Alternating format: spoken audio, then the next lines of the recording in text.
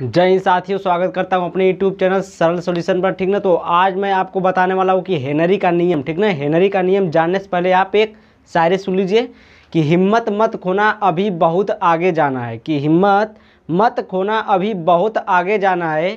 उन्होंने कहा था कि तेरे बस की बात नहीं, उन्होंने कहा था कि तेरे बस की बात नहीं, उन्हें भी करके दिखाना है। ठीक ना। अब उन्हें भी करके क्या करना है, दिखाना है। तो चलिए इस मोटिवेशनल शायरी के साथ मैं एक बार और अपने यूट्यूब चैनल सरल सॉल्यूशन पर आपका स्वागत करता हूं। तो यहाँ पर देखिए, आज हम पढ़ेंगे हेनरी का नियम। क्या पढ़ेंगे आज? हेनरी का नियम, जो परीक्षा में बार बार पूछा जाता है। हेनरी का नियम, ठीक ना, इस बार भी पूछा जाएगा। और इसके अनुप्रयोग भी पढ़ेंगे और इसके सीमाएँ भी पढ़ेंगे। ठीक ना। अनुप्रयोग और सीमा और हेनरी का नियम पूरा पढ़ेंगे। ठीक।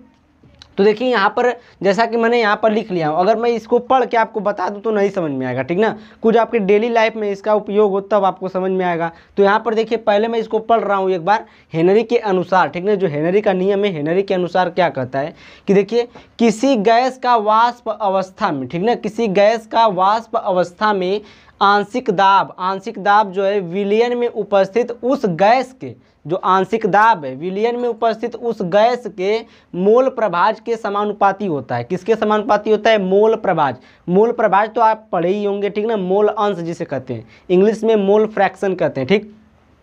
तो देखिए, जैसे हम यहाँ पर अब एक मैं फिगर बना दे रहा हूँ। जैसे कि यहाँ पर देखिए, अब यहाँ पर जैसे हम इसमें वाटर भर लिए, ठीक ना, इसमें वाटर भर लिए हैं और इसमें हम अगर यहाँ से O2 मान लीजिए, यहाँ पर इसको परखंडी बना लीजिए, एक पात्र बना लीजिए और इसमें से हमें क्या करना है, वाटर को इसमें से O2 यानी कि कार्बन डाइऑक्साइड ले लीजिए, CO2 ले लीजिए। ठीक ना। CO2 को प्रवाहित करना है। ठीक ना।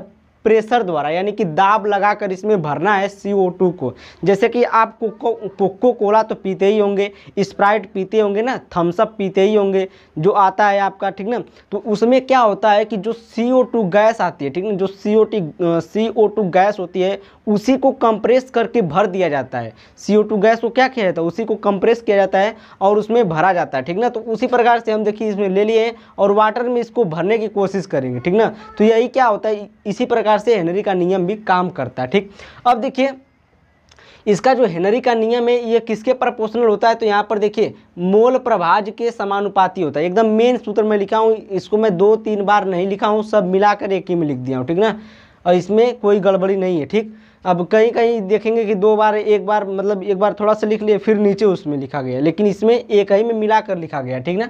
कि किसी गैस का वाष्प अवस्था जो है यानी कि आंशिक दाब विलयन में उपस्थित उस गैस के मोल प्रभाज के क्या होती है, समानुपाती होती है। मोल प्रभाज किसे कहते हैं? तो देखिए मैं कैसे इसको प्रूफ करता हूँ। तो यहाँ पर देखिए कह रहा है कि आंशिक दाब, तो आंशिक दाब को हम किससे मतलब दिखाते हैं, प्रदर्शित करते हैं? तो किससे? P से। किससे करते हैं? P से करते हैं। और ये समानुपाती किसके है? तो मोल प्रभाज के। ठीक ना। मोल प्रभाज के समानुपाती। तो यहाँ पर हम समानुपाती का चिन्ह लगा दिए। समानुपाती का चिन्ह ऐसे ही लगता है ना। अब देखिए यहाँ पर क्या करेंगे, किसके? चाई के, यानी कि चाई यहाँ पर लिख दीजिए। चाई यहाँ लिखिए, इसको यक्स भी लिखते हैं, इस तरह से यक्स बना सकते हैं। ठीक ना। इसको क्या बनाएंगे, इस तरीके से बना लीजिए। ठीक। यक्स भी आप बना सकते हैं, उसी को चाई कहते हैं। ठीक ना। अब इस जब प्रोपोर्शनल का चिन्ह हटाएंगे, समानुपाती का जब चिन्ह हटाएंगे तो यहाँ पर क्या लगा देंगे, KH लगा देंगे। क्या लगा देंगे? KH लगा देंगे यहाँ पर। ठीक ना। तो ये क्या हो जाएगा, ये मतलब यक्स बना लीजिए, चाहे चाय बनाइए। चाय और यक्स एक ही है, इसको अलग अलग मत करिएगा। ठीक। तो ये हो जाएगा इसके बराबर। ठीक ना।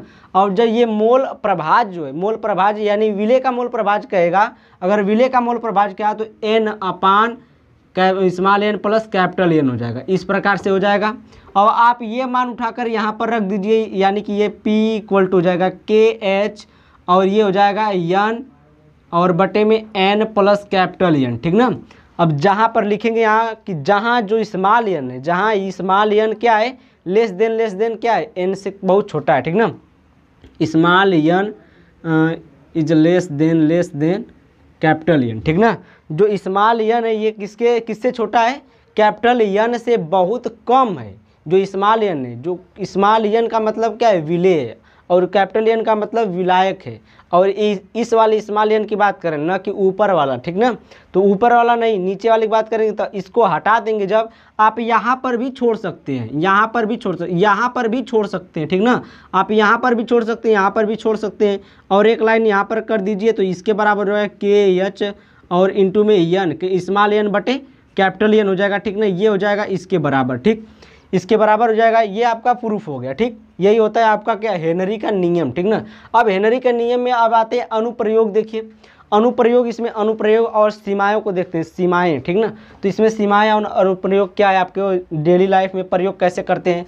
तो यहाँ पर देखिए कार्बोनेटेड लिखा गया है, कार्बोनेटेड शीतल पेय पदार्थ, ठीक ना, कार्बोनेटेड शीतल पेय पदार्थ के उत्पादन में, या देखिए जो अभी मैं बताया था आपको, जो स्प्राइट होती है, कोको कोला होता है, ठीक ना, उसमें क्या भरा जाता है, CO2 कंप्रेस करके भरा हुआ होता है, ठीक ना, जो आप पीते हैं गैस निकलती तो कहते हैं कि गैस छोड़ रहे हैं, मतलब गैस बनी थी वही गैस निकल रही, लेकिन ऐसा कुछ नहीं होता है।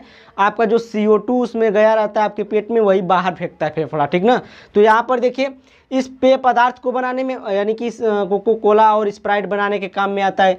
फिर इसमें देखिए गहरे समुद्र में सांस लेने में कठिनाई, जब कठिनाई होगी, सांस लेने में कठिनाई होती है, तो कौन कौन सी गहरे समुद्र में आप कौन कौन सी गैस लेके जाते हैं, पहले तो ये लेकर जाते हैं ऑक्सीजन प्लस नाइट्रोजन, ठीक ना, ऑक्सीजन प्लस नाइट्रोजन। और बहुत अधिक गहराई में जाना रहता है, यानी कि 300-200 मीटर नीचे जाना रहता है, तो आपको ऑक्सीजन प्लस हीलियम ले जाना पड़ेगा। क्या ले जाना पड़ेगा, हीलियम, ठीक ना, क्योंकि ये इसके नियम को फॉलो करते हैं ये लोग। और जब उसमें आप ले जाएंगे तो वो आसानी से सांस भी ले पाएंगे, ठीक ना, क्योंकि जैसे जैसे आप नीचे जाएंगे जल का क्या करेगा, जल का दबाव बढ़ता जाएगा, ठीक ना, जब जल का दबाव बढ़ेगा तो आपको सांस लेने में बहुत ज़्यादा दिक्कत होती है, ठीक। फिर ये हो गया दूसरा। फिर तीसरा देखिए फेफड़े की क्रियाविधि के लिए, किसके, फेफड़े की क्रियाविधि, यानी कि जो फेफड़े में आप क्रिया करते हैं, जो आपका फेफड़ा सांस लेता है, ऊपर नीचे धक्कर धक्कर करता है फेफड़ा, ठीक ना, उसमें जो क्रियाविधि हो रही उसके लिए भी ये नियम फॉलो करता है, हेनरी का नियम, ठीक। अब देखिए इसकी सीमाएं देख लेते हैं, सीमाएं में क्या है, सीमाएं, ठीक ना, तो सीमाएं देखिए यहाँ पर आपको मैं सीमाएं में दिखाऊं, यह तनु विलियन पर ही लागू होता है। इस सीमाएं का मतलब समझ रहे हैं, सीमाओं का मतलब ये है कि लिमिटेशन, इसकी लिमिट कहाँ तक है, किस किस पर ये फॉलो करेगा, ठीक ना। तो ये देखिए सीमाएं, तो यह तनु विलियन पर ही लागू होता है, किस पर, तनु विलियन। अब तनु विलियन क्या होता है, सांद्र विलियन क्या होता है, ये तो आप जानते ही होंगे, ठीक ना।